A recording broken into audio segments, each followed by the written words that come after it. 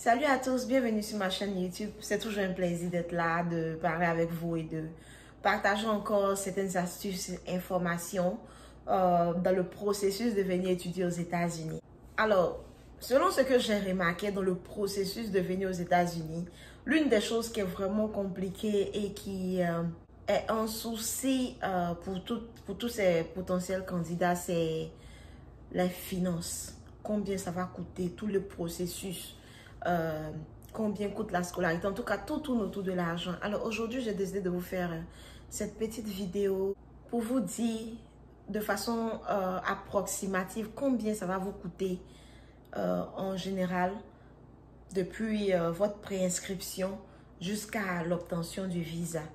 Alors je veux préciser quelque chose, ce n'est pas quelque chose de ultime, disons que c'est forcément ça. Ça peut varier d'un cas à un autre, d'un pays à un autre. Mais je vous fais un budget approximatif en fait. Déjà, ce que vous devez savoir, c'est qu'il y a trois choses que vous allez payer. Il y a la préinscription, il y a les frais de service et puis il y a les frais de visa. Je veux dire, l'argent que vous payez pour prendre l'interview à l'ambassade de votre pays. Alors, tout commence avec la préinscription. Quand vous vous inscrivez dans une école, que l'école accepte votre préinscription, ils vous recontactent et puis vous disent quelle somme vous devez payer. Moi, dans mon cas, j'avais payé 85 $. Ça faisait environ 45 000 francs CFA. Ça, c'est des frais que vous payez à l'école et c'est vraiment pas grande chose en général parce que c'est généralement ce qu'ils utilisent pour payer les frais de DHL pour faire partir votre I-20 lorsqu'il est prêt. Alors, généralement, c'est vraiment une somme minime. En tout cas, j'ai jamais vu quelqu'un payer plus de 200 $ pour des frais de préinscription. Mais je ne suis pas en train de dire que ça n'existe pas parce que tout est possible en fonction de l'école, de l'État. Je n'ai pas les informations de toutes les écoles aux États-Unis, mais de façon générale, toutes les personnes avec qui j'ai causé, généralement, les frais de préinscription tournent toujours autour de 100 $, 150 $, 80 $, 90 $, ou bien 60 $, ou bien 75 $. En tout cas, des petites sommes de ce genre. Donc, déjà, retenez que vous n'allez pas payer plus de 200 $ pour les frais de préinscription. Ça peut arriver que ce soit plus, mais de façon générale, vous n'allez pas payer plus de 200 $. Et puis, vous avez aussi la possibilité, si une école, vous sentez que l'école a demandé plus, comme frais de préinscription, vous choisissez une école où il y a moins. Parce que c'est vraiment des frais minimes pour vous faire partie du DHL. Donc, c'est pas la peine de commencer à investir beaucoup d'argent dès le départ comme ça. Donc, il y a la possibilité de choisir une école où vous allez payer moins de 500 $, mais disons autour de 200 $. La deuxième chose que vous allez payer, comme je l'ai dit tantôt, c'est les frais de service. Les frais de service sont autour de 200 $. Ça peut varier d'un pays à un autre. Ça peut varier d'une saison à une autre, d'une période à une autre, mais c'est toujours autour de 200 $. Alors, vous n'avez qu'à maintenant traduire ça dans la monnaie de votre pays pour savoir combien ça va vous coûter. L'autre chose que vous aurez à payer, c'est les frais pour prendre la date d'interview. Alors, ça encore, ça peut être différent d'un pays à un autre, mais en Côte d'Ivoire, quand je le faisais, c'était autour de 100 000 francs CFA, c'est-à-dire 200 $.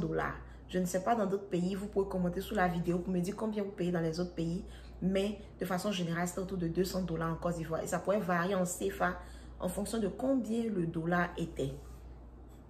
Alors, voici les trois grosses dépenses de façon honnête que vous aurez à payer. Sans compter, peut-être, vous avez déjà votre passeport. J'estime que vous avez déjà votre passeport. J'estime que, même si vous devez inclure même l'argent pour prendre les photos, de type visa que vous allez prendre pour aller à l'interview, généralement, c'est peut-être 20 $ dans votre pays et tout ça. Donc, c'est vraiment pas grande chose. En tout cas, en gros, je peux monter là-bas jusqu'à 1000 $. Si vous avez 1000 $ pour toute cette étape-là, jusqu'à ce que vous preniez rendez-vous à l'ambassade, vous n'allez pas dépenser plus de 1000 $. Je peux vous le rassurer. En tout cas, de façon générale. À moins qu'il y ait d'autres circonstances qu'on ignore. Et puis, les trois choses que j'ai citées là sont excessivement chères. Mais, en tout cas, de façon générale, ça ne peut pas vous prendre au-delà des 1000 $. Alors, c'était pour vous donner cette estimation. Encore, je le répète, elle n'est pas exclusive, mais c'est une estimation basée sur certaines expériences de d'autres personnes, des informations, et pour que vous soyez préparés en fait Comme ça, quand vous engagez, vous savez combien vous allez dépenser environ pour que vous sachiez. Maintenant, les dépenses que je donnais n'ont rien à voir avec le billet d'avion parce que le billet d'avion est différent. Il peut coûter cher ou moins cher en fonction de la saison, en fonction du pays, en fonction de la compagnie d'avion que vous êtes en train d'utiliser. Donc, ce dont je vous parle inclut seulement les frais de préinscription que vous payez à l'école, le service que vous payez à l'État américain et puis l'argent que vous payez pour prendre le rendez-vous à l'ambassade de votre pays. Alors, à moins de 1000 $, vous commencez depuis la préinscription jusqu'à avoir un rendez-vous. Maintenant, ça peut être différent, vous allez payer plus en fonction de qui vous suit, en fonction de combien on vous demande, mais de façon globale, à moins de 1000 $, vous commencez depuis la préinscription jusqu'à l'obtention de votre visa. Si évidemment vous passez l'interview à l'ambassade une seule fois, sinon si vous passez 2 fois, 3 fois, multipliez l'argent là et ajoutez en fait à ce que je viens d'estimer en fait. Alors, c'était juste pour vous parler de ça. Prenez soin de vous et surtout, continuez à vous renseigner. Ne baissez pas les bras. Continuez de tenter votre chance, de faire tout ce qui est en votre pouvoir et de prier.